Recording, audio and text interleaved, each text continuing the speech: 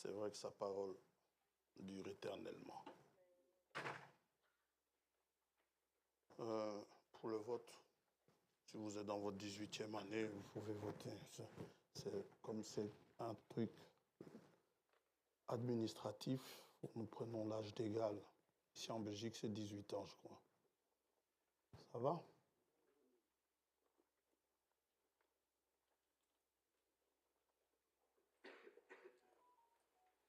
Bien.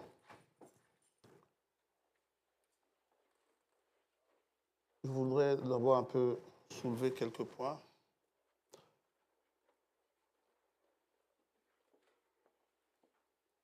Pour les deuils qui se suivent, qui a un rythme quand même assez effréné. Hier, je suis allé, parce que les filles de ma nièce ont voulu sortir toutes ces affaires, et elles m'ont demandé d'être là.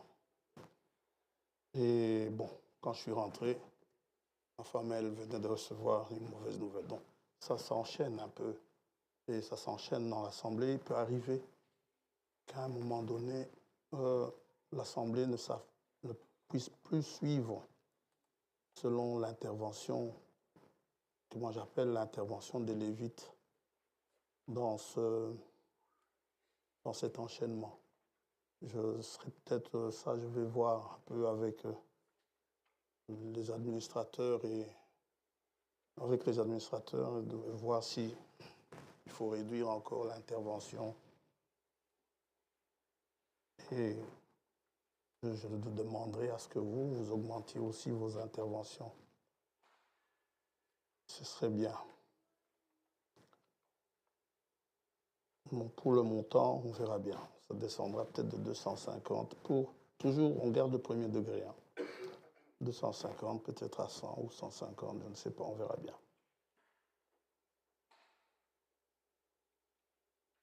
Ça va? Autre chose. On m'envoie souvent des vidéos ou des choses. Je regarde souvent, ou les messages. Je regarde souvent la durée de la vidéo avant de visionner. Si ça dure trop longtemps, je passe. C'est rester 10 minutes d'affilée ou 20 minutes avec le téléphone en main, ça me pose problème. Et même les longues conversations, il arrive un moment où je dépose le téléphone, je parle avec le haut-parleur. Je n'arrive pas à garder le téléphone en main pendant trop longtemps. Donc, parfois, il y a des messages que je n'ouvre pas parce que je vois que c'est trop long. Et je ne lis pas si c'est trop long. Je vois voir plus. Finalement, je passe.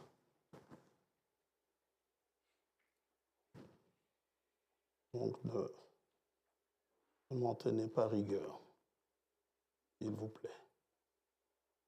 Autre chose, quand vous avez des problèmes entre vous, entre deux personnes, vous n'êtes pas obligé de venir à moi.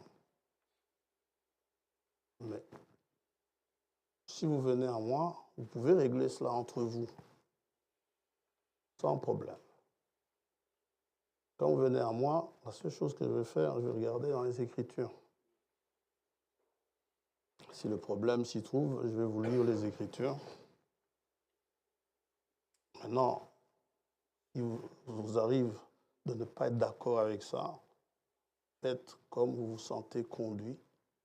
Si Dieu vous dit autre chose, vous dit que je vous ai trompé, faites ce que Dieu vous dit. Entre Dieu et moi, le choix est clair. Ça va? Le choix est clair, faites ce que Dieu vous dit de faire.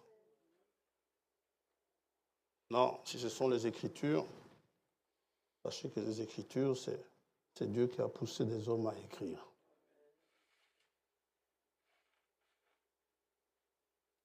Oui, parce qu'il y a encore un autre point à soulever. Donc, essayez de régler les problèmes entre vous. pour que ça ne s'éparpille pas. Ce serait bien. Alors, si vous n'arrivez pas à régler, vous venez, on va regarder les autres Écritures. Si les Écritures disent les choses d'une certaine manière, on accepte ou on n'accepte pas. Maintenant, si vous êtes sûr que vous êtes conduit par le Saint-Esprit et que ça tourne en vinaigre, soyez sûr que ce n'était pas le Saint-Esprit. Parce que le Saint-Esprit, c'est un esprit de paix. Il règle les choses dans la paix. Et non pas dans des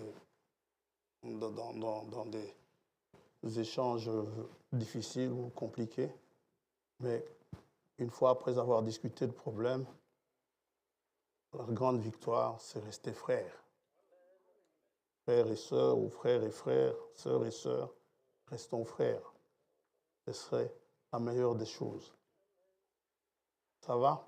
Le frère Branham qui dit, quelqu'un qui a le Saint-Esprit, quand deux personnes ont le Saint-Esprit, quand il y a un problème, c'est que quand ils se corrigent, à la fin, ils se donnent la main en tant que frères. Ils se séparent en tant que frères. Les histoires qui durent trop longtemps, c'est pas bon, ça sape le moral.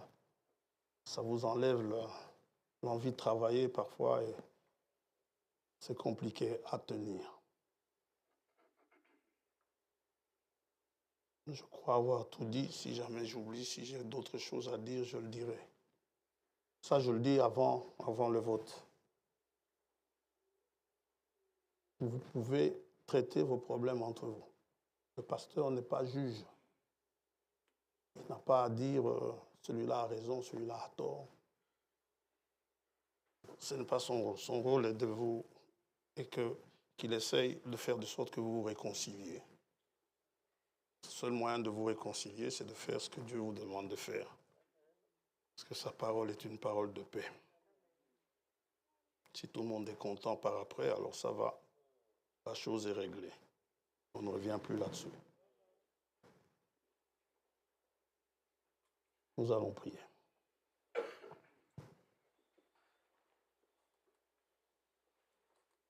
Père céleste, Dieu Tout-Puissant, nous te remercions ce matin pour l'immense grâce que tu nous fais de nous rassembler en ce lieu. Nous comptons sur toi pour que ta parole, uniquement ta parole, soit apportée. Que ta parole, uniquement ta parole, soit reçue dans les cœurs. Et que tout ce qui est de l'homme puisse tomber, mais ce qui est de toi puisse venir. Et nous te demandons d'enlever toutes les épines et les ronces qui se trouvent dans nos cœurs, de faire ce désherbage, Seigneur, ô Dieu, afin que la semence qui est ta parole puisse trouver une terre bien préparée et que la semence puisse germer. Nous attendons à toi pour ce jour, pendant que nous sommes dans l'attente de ta venue. Ainsi que l'a dit ton serviteur, maintenant que l'expiation de nos fautes a été accomplie, la seule chose dans laquelle nous dépendons actuellement maintenant, c'est ta venue. Et nous t'attendons, Seigneur, et nous aimons ta venue. Que ta grâce soit sur chacun de nous, nous en avons besoin, car nos péchés sont nombreux. Puisse ta grâce surabonder en notre faveur. Pardonne-nous nos péchés, comme nous pardonnons aussi à ceux qui nous ont offensés. Veuille nous assister ce matin et que selon ta promesse, sois le bienvenu au milieu de nous et que nous puissions nous asseoir à tes pieds et que je puisse diminuer, que toi tu croîtres et que toi tu croisses et qu'ainsi ta parole soit apportée. Nous te le demandons au nom de Jésus-Christ notre Seigneur. Amen. Amen. Bien, ma voix n'est pas encore tout à fait au top, mais je vous assure, vendredi, c'était exécrable.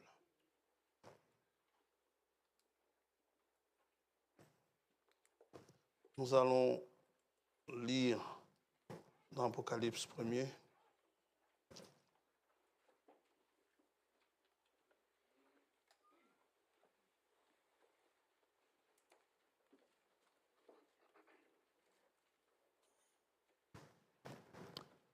Frère Marcel, Dieu te bénisse.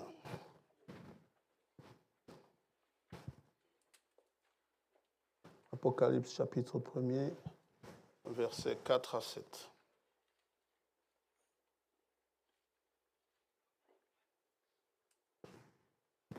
Jean aux 7 églises qui sont en Asie. Que la grâce et la paix vous soient données de la part de celui qui est, qui était et qui vient, de la part de cet esprit qui sont devant son trône, et de la part de Jésus-Christ, le témoin fidèle, le premier-né des morts et le prince des rois de la terre. À celui qui nous aime, nous a délivrés de nos péchés par son sang, qui a fait de nous un royaume des sacrificateurs pour Dieu son Père. À lui soit la gloire et la puissance au siècle des siècles. Amen. Voici, il vient avec les nuées, et tout œil le verra, même ceux qui l'ont percé. Et toutes les tribus de la terre se lamenteront à cause de lui. Oui, Amen. Je suis l'alpha et l'oméga, dit le Seigneur Dieu. C'est qui le Seigneur Dieu? C'est celui qui est, qui était et qui vient, le Tout-Puissant. Que le Seigneur bénisse sa parole. Vous pouvez vous asseoir. Dimanche dernier, nous avons parlé à propos de sa seconde venue. C'est ici que nous sommes quittés avec ce passage. Nous avons vu, voici, il vient avec les nuées. Maintenant, en ce qui nous concerne, en ce qui concerne l'Église, nous avons vu, il vient uniquement pour ceux qui sont en Christ. Il ne vient pas pour tout le monde. Il vient pour ceux qui sont en Christ, pour ceux qui sont morts en Christ et pour ceux qui sont vivants et en Christ. Et les morts en Christ, au moment de sa venue, ressusciteront premièrement. C'est ce que l'apôtre nous dit. Les vivants en Christ, ils seront changés. Ça va? 1 Corinthiens 15.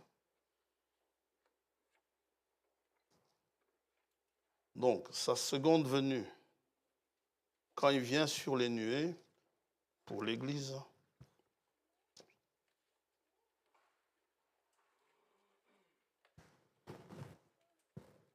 coïncidera avec la résurrection de ceux qui sont en Christ. 1 Corinthiens 15, verset 51. Paul dit que c'est un mystère. Voici, je vous dis un mystère. Nous ne mourrons pas tous, mais tous nous serons changés. En un instant, en un clin d'œil, à la dernière trompette. La trompette sonnera, la dernière trompette, et les morts ressusciteront incorruptibles, et nous serons changés. Il y a la dernière trompette, il y a la grande trompette, ce sont des trompettes différentes, selon le timing. Il y a la première trompette, mais ça, on verra quand Dieu le permettra. Ensuite, il n'y a pas que la résurrection. Il y a l'enlèvement, où ceux qui sont en Christ, qui sont transformés, qui sont changés, vont aller à la rencontre du Seigneur sur les nuées. Ça va? 1 Thessaloniciens 4.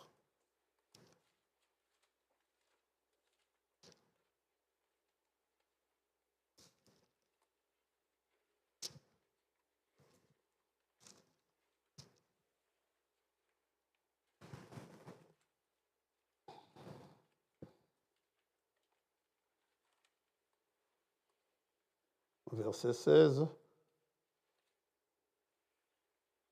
verset 15. Voici en effet ce que nous vous déclarons d'après la parole du Seigneur. d'après la parole. Ce n'est pas, il n'invente pas, c'est d'après la parole du Seigneur. Nous les vivants, restés pour l'avènement du Seigneur, nous ne devancerons pas ceux qui sont morts, ou normalement ceux qui dorment. Car le Seigneur lui-même a un signal donné à la voix d'un archange et au son de la trompette de Dieu descendra du ciel, et les morts en Christ ressusciteront premièrement. Ensuite, nous les vivants qui serons restés, nous serons tous ensemble enlevés avec eux sur des nuées à la rencontre du Seigneur dans les airs. Et ainsi, nous serons toujours avec le Seigneur. Consolez-vous donc les uns les autres par ces paroles. Amen. Et cette résurrection dont il est question ici, Paul aspirait à cette résurrection.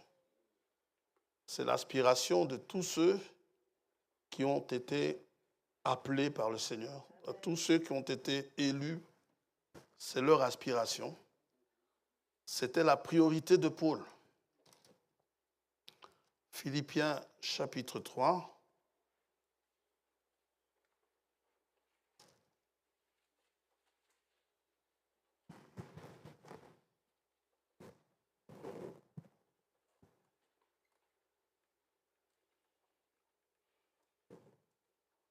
Verset 7.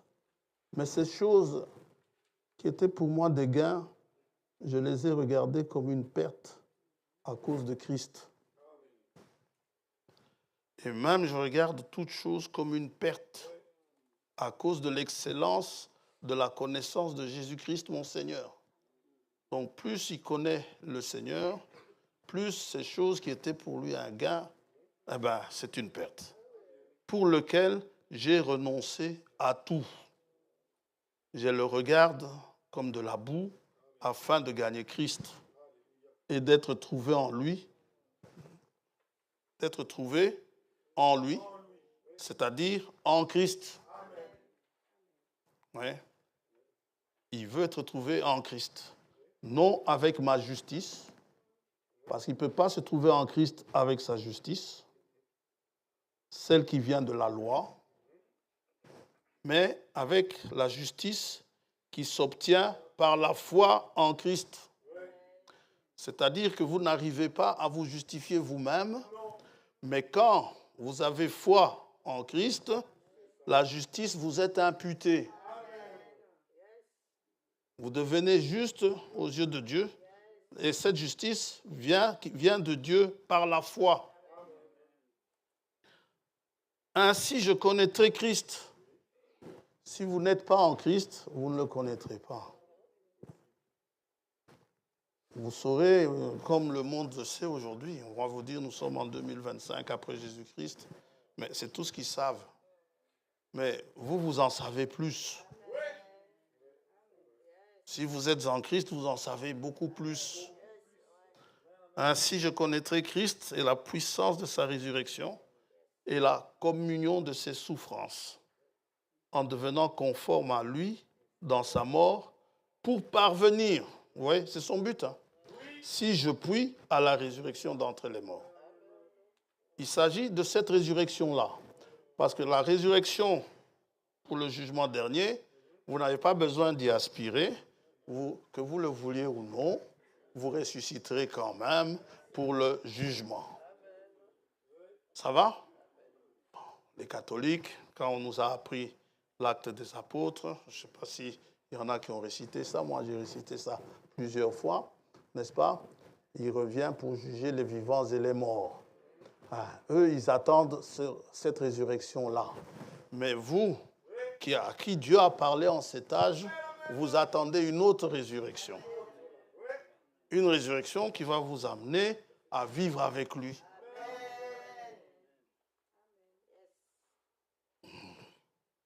Et vous savez, partout où il ira avec ses saints. Vous serez toujours à ses côtés. Ah ouais? Quand il viendra poser ses pieds à la montagne des Oliviers, il viendra avec ses saints. Il vient pas tout seul. Il vient avec ses seins. Gloire à Dieu. Amen. Il ne la lâche pas. Amen. C'est son épouse. Vous voyez la place de l'épouse? Ce n'est pas la cuisine. C'est aux côtés. La femme que tu as mise à mon côté, c'est elle qui m'a donné du fruit. Amen. Gloire à Dieu. Ah, je vais au bistrot du coin. Va au bistrot du coin, prends ton épouse avec, va au bistrot du coin. Et puis tu vas lui dire, c'est pas une place pour les femmes. Alors n'y va pas. Ah, gloire à Dieu. Alors, vendredi soir, nous avons vu, il y a une récompense pour tous ceux qui auront aimé son avènement. 2 Timothée 4. Et normalement, ce dont nous allons parler aujourd'hui, je mettais ça pour mercredi, mais j'étais poussé à le donner ce matin. Dans 2 Timothée 4,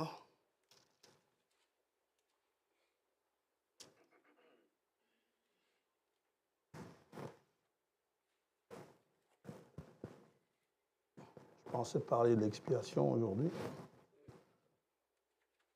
Verset 7. J'ai combattu le bon combat. J'ai achevé la course. J'ai gardé la foi. Lisez un peu plus haut, surtout chapitre 3.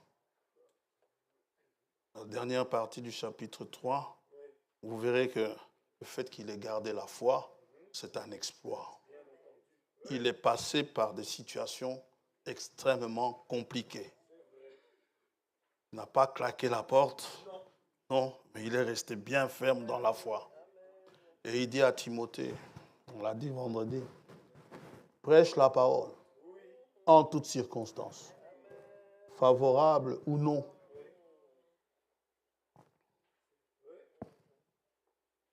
L'esprit que tu as reçu n'est pas un esprit de timidité. Amen. Désormais, la couronne de justice m'est réservée.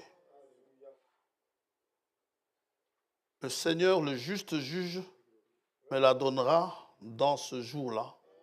Et non seulement à moi, mais encore à tous ceux qui auront aimé son avènement. Si vous aimez son avènement, il y a une couronne qui vous attend.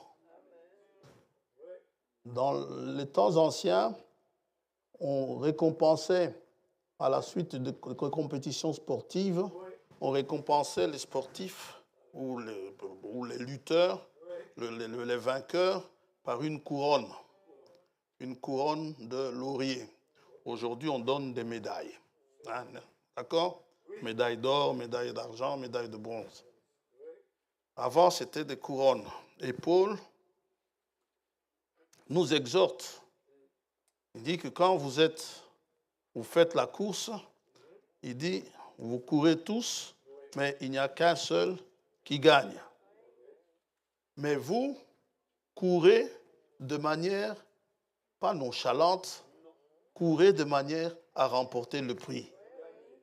Paul ne vous oblige pas à être le premier, mais c'est votre manière de courir qu'il veut corriger. Que vous ne couriez pas comme quelqu'un qui court, n'est-ce pas, à la manière de Coubertin. C'est-à-dire, l'important, c'est de participer. Il faut courir de manière à remporter. C'est la manière de courir qui est mise en exergue ici. 1 Corinthiens 9, verset 24. Ne savez-vous pas que ceux qui courent dans le stade courent tous, mais qu'un seul remporte le prix? Courez de manière à le remporter. Si vous allez courir là-bas juste pour participer, vous aurez perdu de l'argent pour rien, du temps pour rien dans les entraînements, Non. Courez de manière à le remporter. Ce n'est pas grave s'il y en a qui sont devant vous. Mais vous faites la meilleure course que vous pouvez faire. Même si au classement vous êtes dernier, Dieu voit votre effort. Dieu voit si vous courez oui ou non, avec envie, avec zèle, ou si vous courez juste parce que papa et maman courent. Non. Vous courez pour remporter le prix. Non, si vous courez pour être le premier, Jésus a dit, faites attention, les premiers seront les derniers. Bien. Mais courez avec zèle. Tous ceux qui combattent s'imposent toute espèce d'abstinence. C'est ce que nous venons de voir ici avec Paul. Dans Philippiens, tout ce qui était de gain pour lui, il s'en est débarrassé. Il s'abstient. Ça pouvait être important, mais il s'en abstient. En d'autres termes, il fait des sacrifices.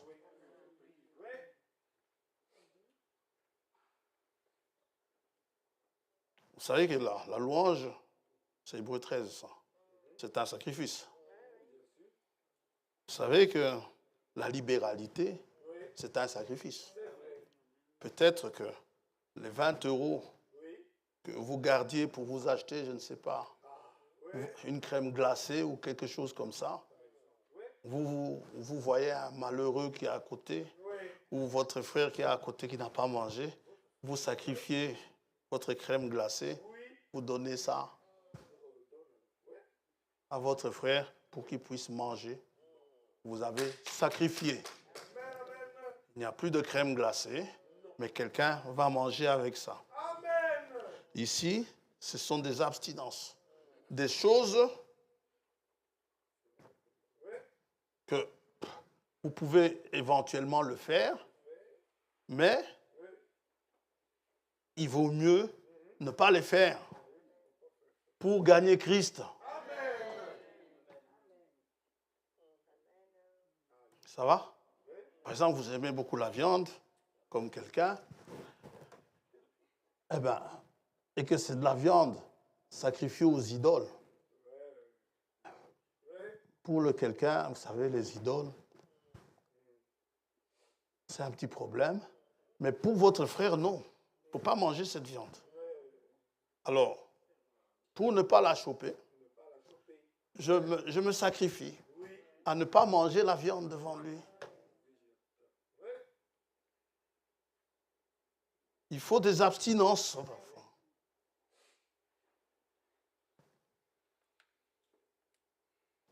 Et ils le font pour obtenir une couronne corruptible. Ces abstinences. Ceux qui sont dans le stade. Mais nous, faisons-le pour une couronne incorruptible. Alors, toi, Paul, qu'est-ce que tu fais? Moi, donc, je cours. Et quand je cours, je sais où je vais. Je cours non pas comme à l'aventure. Où vas-tu, frère? Je vais faire un tour. Où ça? Pas à l'aventure. Je frappe non pas comme battant l'air. Mais vous avez bien votre cible devant vous. Tel démon qui se présente devant vous, vous frappez. Pas juste dans l'air, comme ça, Satan sort. Non. Frappez-le bien. Comme il faut. Pas avec le dos de la cuillère. Et ils le font donc pour obtenir une couronne corruptible. Donc moi, je frappe non pas comme battant l'air, mais je traite durement mon corps. Vous qui aimez trop satisfaire ce corps, Paul, lui, pour gagner Christ et parvenir à la résurrection d'entre les morts, il traitait durement son corps et je le tiens assujetti. Ne soyez pas soumis à votre corps. Oh frère, c'est plus fort que moi. Non. L'esprit que Dieu donne, est un esprit de force. Amen. De peur d'être moi-même désapprouvé. Oui, la prédication ne sauve pas. Paul, il ne veut pas être désapprouvé après avoir prêché aux autres. Ça va? Et il dit à Timothée, encore, je ne l'ai pas écrit dans mes notes, mais on l'a dit vendredi, dans cette course, ne devez pas courir n'importe comment. Il faut courir selon les règles. Si vous bafouez une règle, comme aux Jeux olympiques, vous serez disqualifié. Et c'est dommage d'avoir couru une bonne course et arrivé à la fin, vous êtes disqualifié. Je vous ai dit comment, à l'époque, en faisant, je m'étais inscrit à de l'athlétisme, en athlétisme, j'ai fait une course de 200 mètres, j'ai changé de bande. J'ai couru du mieux que je pouvais, je n'étais pas le premier, je n'étais pas le dernier, mais rien que le fait d'avoir changé de bande, on m'a disqualifié.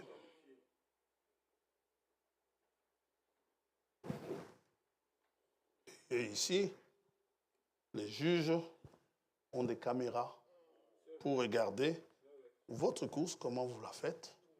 Si vous piétinez ne fût-ce que la ligne, c'est un motif de disqualification.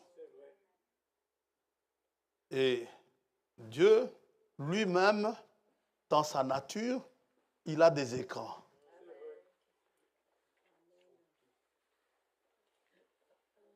Les paroles que nous prononçons aujourd'hui, Dieu nous les fera entendre au jour du jugement. Pourquoi? Parce que ça, les physiciens vous le diront, hein, les ondes que vous provoquez, elles vont jusqu'à l'infini. À un moment donné, ce n'est plus très perceptible, mais les paroles que vous avez prononcées hier, les ondes qui ont été provoquées par les paroles d'hier, elles sont encore là en train de circuler. L'homme n'a pas d'appareil suffisamment sensible que pour capter ce que vous avez dit il y a 10 ans, mais Dieu a cet appareil sensible, il a ce sens sensible pour pouvoir vous refaire écouter ce que vous avez dit il y a 10 ou 15 ans. Alors, on ferait mieux d'arriver là-bas ayant le tableau effacé. Et le sang de Jésus-Christ efface ce tableau. Aujourd'hui,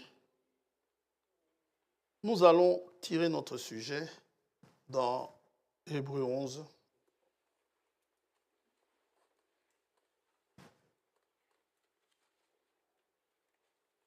Manata, tu as un micro là à côté? Non. Ben, lance-nous juste une couronne. Jésus la donne. Une ou deux fois et puis on continue. N'oublie pas. Non.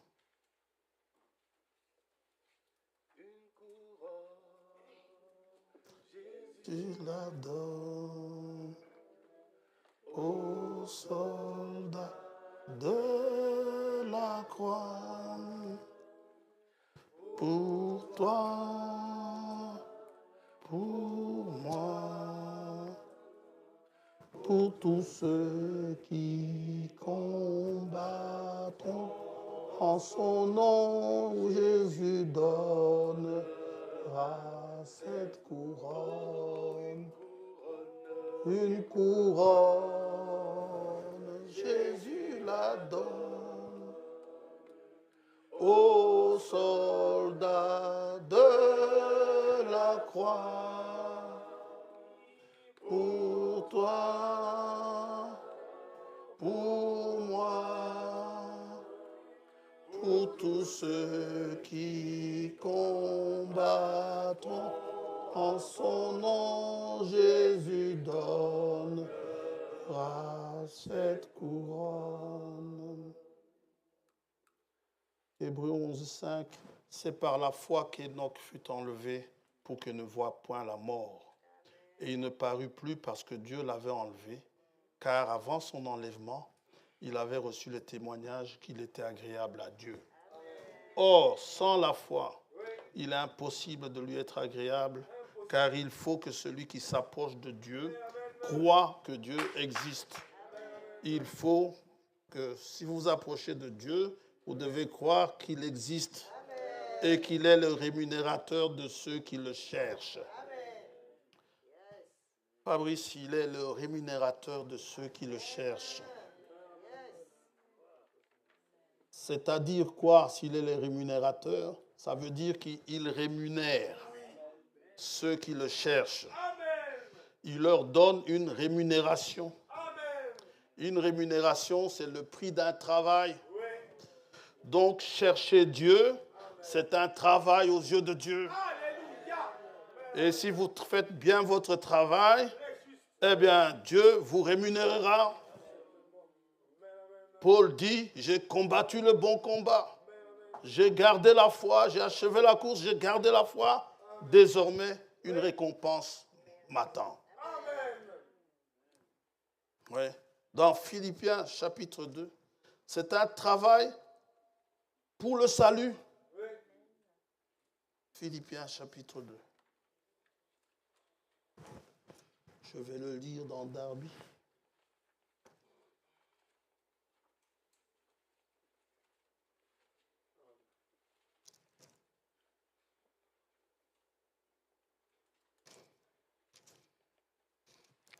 Philippiens 2, 12. Ainsi donc, mes bien-aimés, de même que vous avez toujours obéi, non seulement comme en ma présence, mais beaucoup plus maintenant en mon absence, travaillez à votre propre salut. Je répète. Travaillez à votre propre salut. Il ne vous demande pas de travailler pour le salut de quelqu'un d'autre. Vous travaillez pour votre salut à vous. Avec crainte et tremblement. Car c'est Dieu qui opère en vous et le vouloir et le faire, selon son bon plaisir. Faites toutes choses sans murmure. Quelqu'un qui se plaint tout le temps sur le chemin, frère Madame dit, celui-là s'attend à couronner sa vie. Nous ne sommes pas des plaintifs. Nous marchons toujours joyeux. Amen. Nous ne voulons pas penser toujours au poison, à l'absinthe, non. Nous pensons à ce qui donne l'espérance. Amen.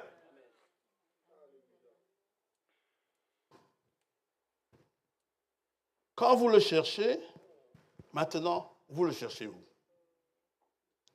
Dites-moi, où allez-vous le chercher? Surtout pas parmi les morts. Amen. Il n'est pas là-bas. Luc 24.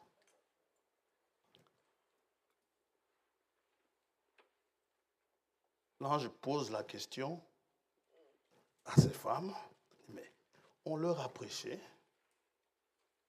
elles ont entendu les prédications, mais qu'est-ce qu'elles viennent faire ici? Luc 24, verset... Allez, premier. Le premier jour de la semaine, elles se rendirent au sépulcre. De grand matin, portant les aromates qu'elles avaient préparés. Elles trouvèrent que la pierre avait été roulée de devant le sépulcre. Et étant entrées, elles ne trouvèrent pas le corps du Seigneur Jésus. parole était accomplie. Comme elle ne savait que penser de cela, voici 2 hommes leur apparurent en habits resplendissants. Saisies de frayeur, elles baissèrent le visage contre terre, mais ils leur dirent, « Pourquoi cherchez-vous parmi les morts celui qui est vivant ?» Vous devez croire que Dieu est vivant. Vous devez croire que Jésus-Christ est venu, qu'il est mort pour nos péchés, qu'il a été enseveli et que le 3e jour, il est ressuscité d'entre les morts. Vous devez croire qu'il est vivant aujourd'hui. Dans Apocalypse 1er, lorsque Jean tombe à ses pieds, il lui dit, « Ne crains pas, je suis le vivant. J'étais mort et voici, je suis vivant. » Amen. Vous le cherchez où? Maintenant, on pose la question à Paul. Paul, aujourd'hui, il ne peut pas nous répondre. Enfin, oui, on peut toujours voir. Il le dit par certains endroits. On pose aussi la question à Frère Branham. Il lui-même ne peut plus nous répondre, mais il y a des choses que Dieu lui a demandé d'emmagasiner pour que nous puissions nous en nourrir. Alors, on regarde dans les brochures. Thomas dit, c'est Thomas qui dit, montre-nous le Père, ou Philippe, je ne sais plus. Et cela nous suffit. Eh bien, frère a prêché là-dessus.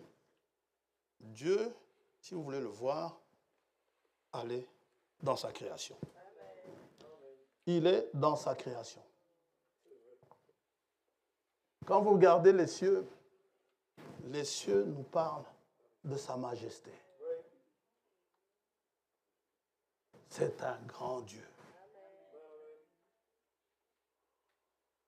Que ce soit la nuit ou le jour.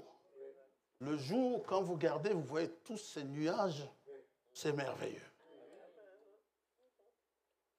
Et ce bleu du ciel, c'est merveilleux.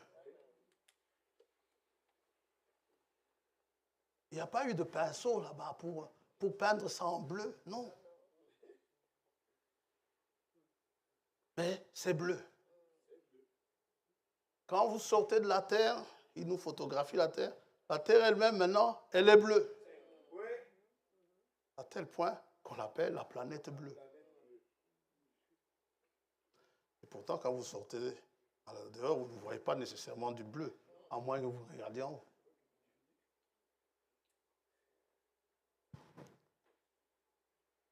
Les cieux nous parlent de sa perfection.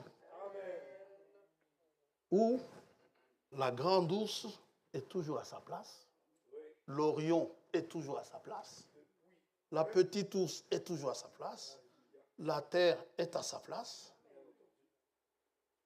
la lune également, l'orbite de la terre est bien définie.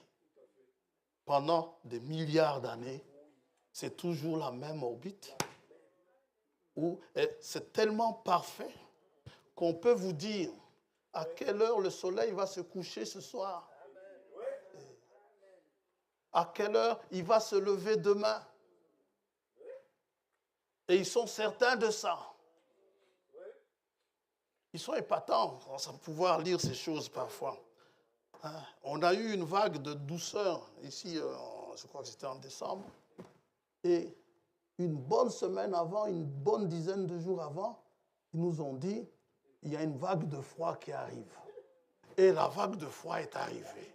C'est vous dire que les lois de Dieu sont parfaites. Mais il arrive que parfois, que Dieu les embrouille.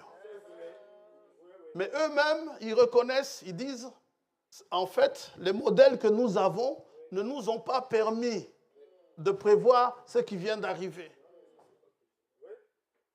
La neige les a surpris, ils se sont excusés.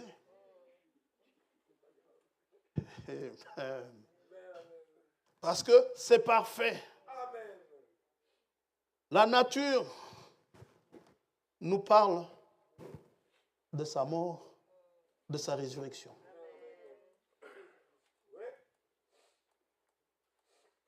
Vous allez dans les bois aujourd'hui, les arbres sont comme des arbres morts. Il n'y a plus de feuilles. Le vent peut souffler, l'arbre reste figé. Mais le printemps arrive. Le printemps nous parle de la résurrection. La plante qui était morte, elle revient à la vie. Et le bois redevienne vert, feuillu. Le vent souffle, vous voyez les gens, les arbres s'agiter sous l'action du Saint-Esprit. Quand il vient comme un vent impétueux.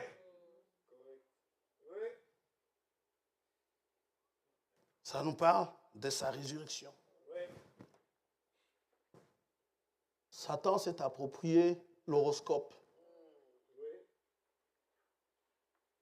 Le premier signe de l'horoscope, vous savez que l'horoscope nous parle des venues du Seigneur. Il regarde les astres. Les Romains, ils ont chamboulé le calendrier de Dieu. Mais si vous prenez le calendrier divin, vous allez voir que le premier signe de l'horoscope, c'est la Vierge. Première venue du Seigneur. Le dernier signe de l'horoscope, c'est le lion. La seconde venue du Seigneur. Amen. Alors Satan, il vient, il dit, lion, 2 points. Je suis lion. Lion, 2 points. C'est votre semaine de chance, jouer au loto. C'est faux. C'est archi faux. Mais le lion nous parle de la venue du Seigneur en tant que roi. Le lion de la tribu de Juda. Alors, vous voulez le voir, allez dans la nature. Regardez comment l'aigle prend son envol. Regardez comment la fourmi travaille. Regardez comment la plante fleurit. Et si vous ne voyez pas Dieu, alors il y a quelque chose qui ne va pas.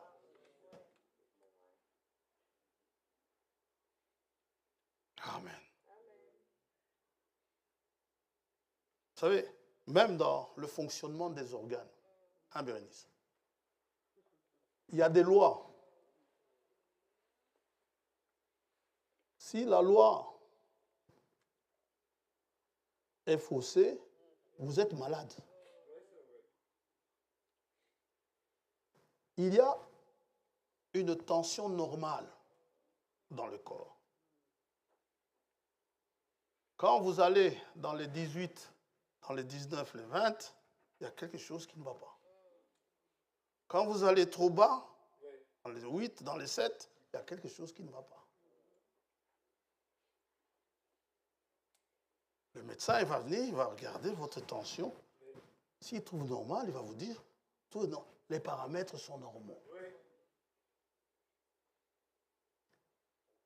La glycémie, le sucre dans le sang, il ne faut pas dépasser une certaine concentration. Tout comme il ne faut pas être en deçà d'une certaine concentration. Tout est réglé à la seconde. Et c'est tellement merveilleux que celui qui s'arrête, moi j'ai déjà vu de ces chercheurs-là qui vous parlent avec passion. J'en ai vu un, il y a assez longtemps de ça, qui parlait avec passion du foie, du travail du foie.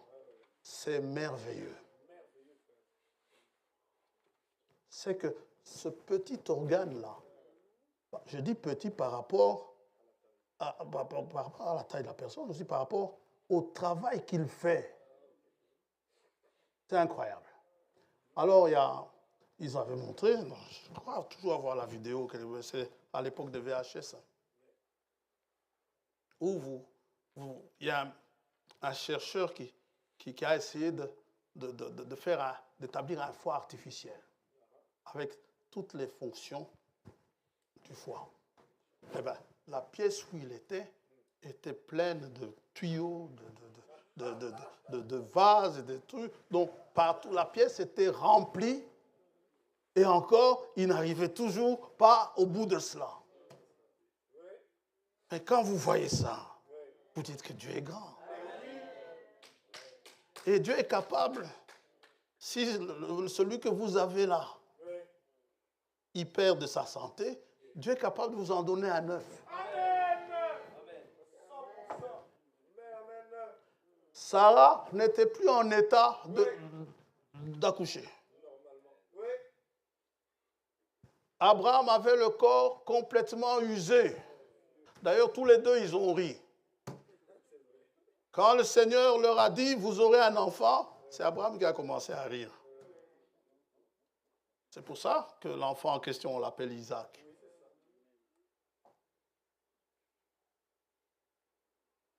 Et puis Sarah a ri ensuite. Mais pourquoi est-ce que Sarah a été réprimandée? Sarah a été réprimandée aussi parce qu'elle a nié qu'elle a ri. Abraham n'a pas nié. Sarah dit, je n'ai pas ri. Tu as ri, Sarah. Amen. Et certainement, Sarah, quand elle est tombée enceinte, en allant en visite médicale, le gynéco a dû lui dire, vous êtes malade. Votre cœur ne tiendra pas.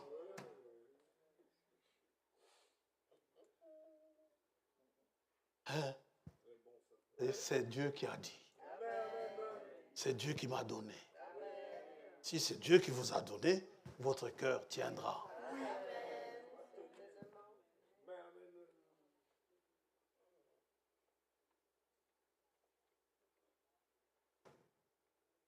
Dieu est capable de donner un nouveau, tout neuf. Un nouveau cœur.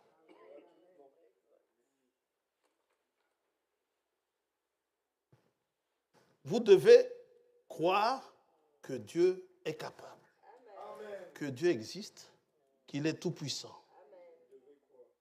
Ce salut pour lequel vous travaillez, Paul affirme, c'est un grand salut.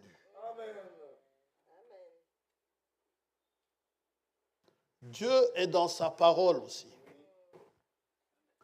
Il est le commencement. Au commencement, n'est-ce pas? Genèse 1, je vais vous le lire comme ça, vite fait. Au commencement, Dieu créa les cieux et la terre. Au commencement, c'est lui. À la fin, il est le commencement et la fin. À la fin de la Bible, Apocalypse.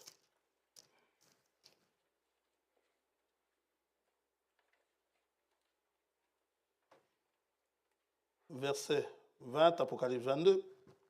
Celui qui atteste ces choses dit, oui, je viens bientôt. Amen. Le Amen, là, c'est toujours lui. Il le dit dans Apocalypse 2. Dans les âges de l'Église, il dit, je suis l'Amen, le véritable. Viens, Seigneur Jésus. Que la grâce du Seigneur Jésus, ça c'est Jean qui parle, soit avec tous.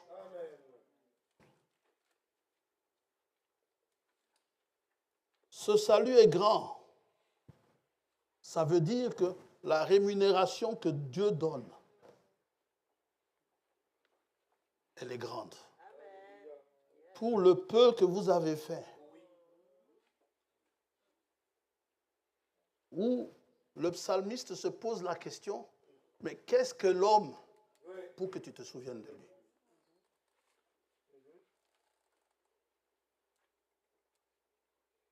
Il est l'alpha et l'oméga. Hébreux chapitre 2.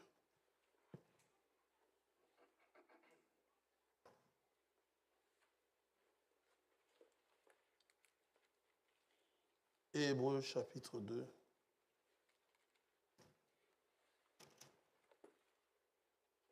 Versets 1 à 4. C'est pourquoi nous devons d'autant plus nous attacher aux choses que nous avons entendues. Amen. Qu'est-ce que vous avez entendu au sujet de la parole de Dieu? De peur que nous ne soyons emportés loin d'elle. Amen. C'est ça le combat. Oui. C'est ça le combat. La foi vient de ce qu'on entend. Et le combat consiste à ce que vous soyez emportés loin de ce que vous avez entendu. Car si la parole annoncée par des anges a eu son effet, et si toute transgression et toute désobéissance ont reçu une juste rétribution, vous savez que rétribution, c'est aussi une rémunération. C'est aussi un salaire. L'injustice a aussi son salaire. Le péché a aussi son salaire. Romains 6, 23. Le salaire du péché, c'est la mort. La justice de Dieu a une rétribution, a une rémunération. L'injustice a aussi une rémunération. Et tant que Dieu ne vous aura pas justifié, eh bien, tant que Dieu ne vous aura pas imputé la foi, vous serez toujours injuste à ses yeux. L'Assemblée ne vous sauvera pas.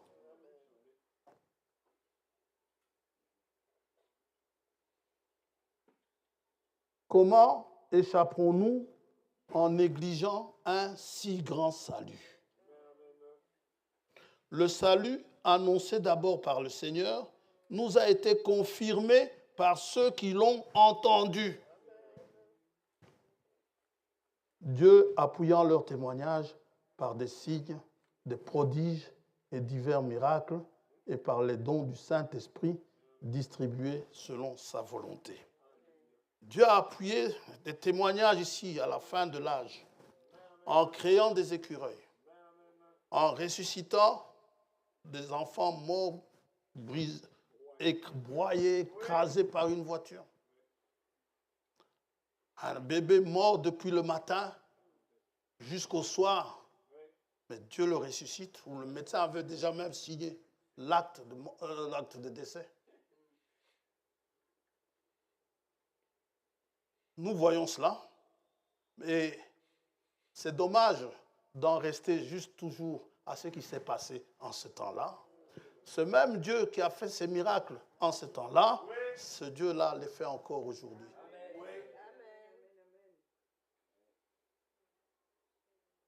Pourquoi est-ce qu'il ne le fait pas? Alors pourquoi, quand on lui demande, il ne le fait pas? Il faut avoir l'humilité de reconnaître que votre foi pose encore des problèmes.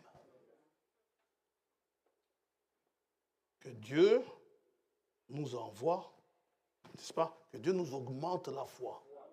Ça a été la prière, la demande des disciples du Seigneur. Augmente-nous la foi.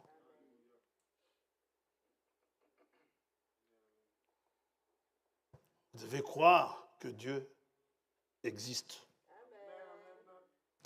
Quand quelque chose vous tombe presque déçu, vous devez croire que le Dieu Tout-Puissant, il est Tout-Puissant devant ce quelque chose.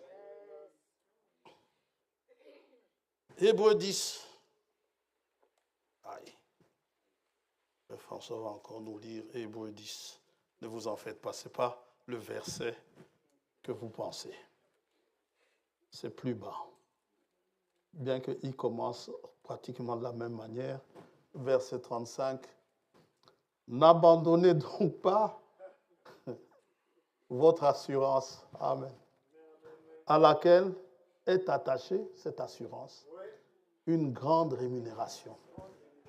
Plus vous êtes sûr de ce que Dieu fait, de ce que Dieu est capable de faire.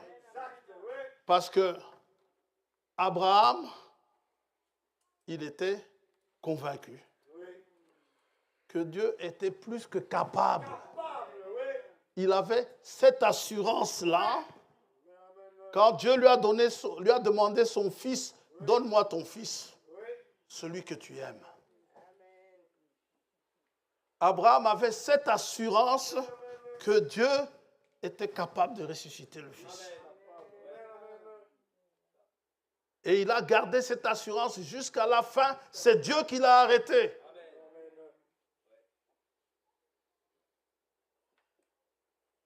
Beaucoup d'entre nous flanchent. Il faut aller au-delà de cela.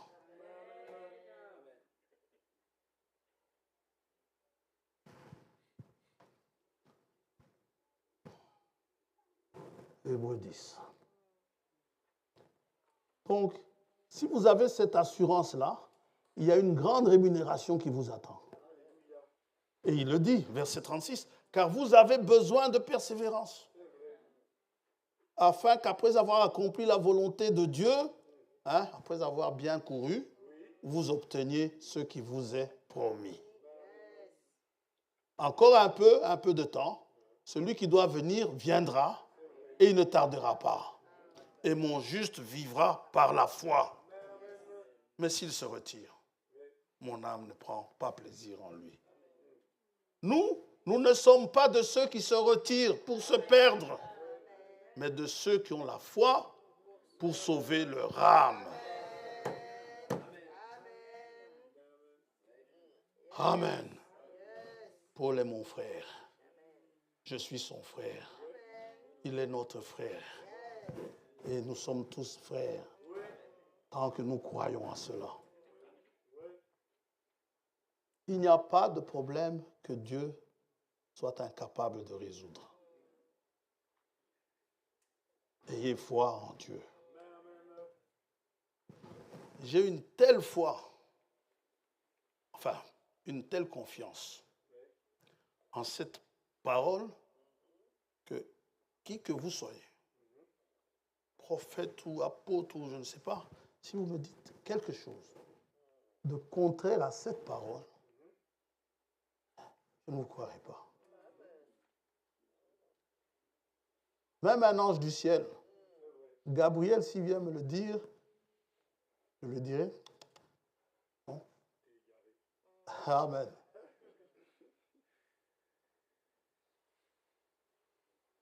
Paul, à qui Dieu a fait d'excellentes révélations, selon 2 Corinthiens 12, a tout abandonné pour remporter ce prix, pour recevoir sa rémunération.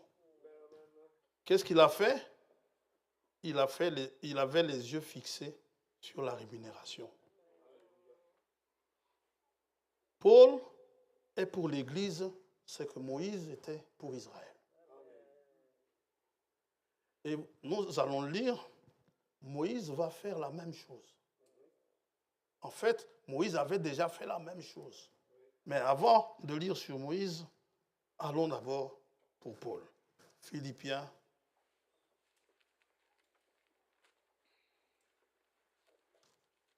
Philippiens 3. Il parle du prix, il parle de la rémunération, de la récompense. Verset 13, il dit, « Frère, je ne pense pas l'avoir saisi, mais je fais une chose. Oubliant ce qui est en arrière, j'oublie ça. Et me portant vers ce qui est en avant, je cours vers le but pour remporter le prix de la vocation céleste de Dieu en Jésus-Christ. » Dans Hébreux 12, il dit, « Courons dans la carrière qui nous est ouverte, ayant les regards fixés sur Jésus. » Moïse a fait la même chose. Hébreux chapitre 11.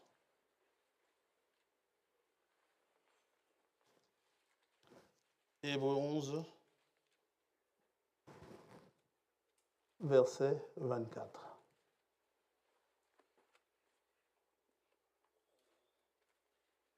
C'est par la foi que Moïse, devenu grand, refusa d'être appelé fils de la fille de Pharaon. Il préféra être maltraité avec le peuple de Dieu plutôt que d'avoir pour un temps la jouissance du péché. Il regarda l'opprobre de Christ comme une richesse plus grande que les trésors de l'Égypte, car il avait les yeux fixés sur la rémunération. Oh, cette couronne que Jésus donne. Notre travail pour le salut, c'est la foi. La foi pour laquelle nous devons combattre. Nous devons travailler à cela. La foi vient de ce qu'on entend la parole. Mais comment les gens croiront-ils s'il n'y a personne qui prêche? Allez là où la prédication de la parole de Christ est apportée pour entretenir votre foi. N'allez pas dans les réseaux sociaux. Allez là où Dieu vous a conduit. Là où vous a. Dieu ne peut pas vous tromper. S'il vous a conduit à un endroit, il sait pourquoi il vous a conduit. À moins que vous avez suivi papa et maman, là c'est autre chose. Ou le grand frère ou la grande sœur, ou je n'en sais rien, ou tel ami, vous avez peut-être suivi quelqu'un. Non, ne suivez pas. Il faut que Dieu vous place. Et maintenant, si vous avez suivi et que l'endroit n'est pas bon, Dieu vous sortira de là. Le temps viendra où Dieu vous sortira de là. Ayez confiance en Dieu. Je ne place pas ma confiance sur moi. Pour mon salut, je la place en Dieu. S'il ne s'agit que de moi-même, je serai perdu. Mais si je vous dis je serai enlevé, c'est parce que je ne pense pas à moi, je pense à lui. C'est que lui va faire pour moi. Je ne suis pas plus saint que vous. Je ne suis pas supérieur à vous. Mais j'ai la foi que à ce que je crois, c'est la vérité. Même si certaines choses ne marchent pas pour le moment, ça n'enlève pas que Dieu est grand. Que Dieu est tout-puissant. C'est tout ce que Dieu nous demande, de garder la foi. Parce que si vous vous retirez, il ne prendra plus plaisir en vous. Il ne faut pas vous retirer. C'est une grâce. C'était tellement important, je le dis souvent, que l'apôtre ici, Jude, dit au verset 3, et nous allons terminer. Il dit, bien-aimés, alors que je désirais vivement vous écrire au sujet de notre salut commun, je me suis senti obligé de vous envoyer cette lettre pour vous exhorter à combattre pour la foi qui a été transmise aux saints une fois pour toutes. C'est bien de me décrire le salut en question. Qu'est-ce qui m'attend? Mais décris-moi surtout comment y arriver. C'est par la foi que nous sommes sauvés. Enfin, par le moyen de la foi, c'est par grâce que nous sommes sauvés. C'est une grâce. Tout ce que vous avez fait, vous n'avez pas réparé les fautes que vous avez commises. Vous n'avez pas effacé vos péchés. Mais lui, il les a effacés. Tout ce qu'il vous a demandé, c'est de croire qu'il est mort pour vous. Et le reste, il s'en charge. Et il sait très bien que garder la foi à la fin de la course, c'est une victoire. il le sait. Il le sait. Je disais vendredi, une victoire, ce n'est pas un don. Il faut combattre. Celui qui vaincra, n'est-ce pas? Celui qui vaincra, celui-là, je le couronnerai, puisqu'il dit, je régnerai avec lui. Je le mettrai sur mon trône et il régnera. Comme quoi, les têtes couronnées, n'est-ce pas? Ce sont des rois, des gens qui règnent. C'est une grâce. Je ne refuse, en tout cas, la grâce est grâce, si vous l'acceptez comme grâce. Je ne compte pas sur mes forces, mais moi, je compte sur sa promesse. J'ai foi en sa promesse. Paul dit dans Hébreux chapitre 6, il est impossible que Dieu mente. Ce que Dieu dit, c'est la vérité.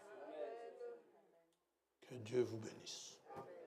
Une couronne, et nous allons chanter, et nous allons prier.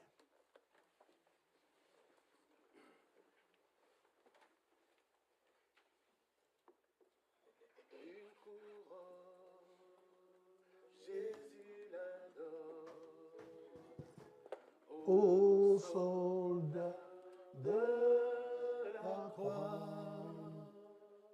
pour toi, pour moi, pour tous ceux qui combattront en son nom, Jésus donnera cette eau, une couronne, Jésus la donne au soldat de la croix, pour toi, pour moi, pour tous ceux qui combattront en son nom, Jésus donnera. Oh, une couronne, Jésus la donne aux soldats de la croix. Pour toi, pour moi, pour tous ceux qui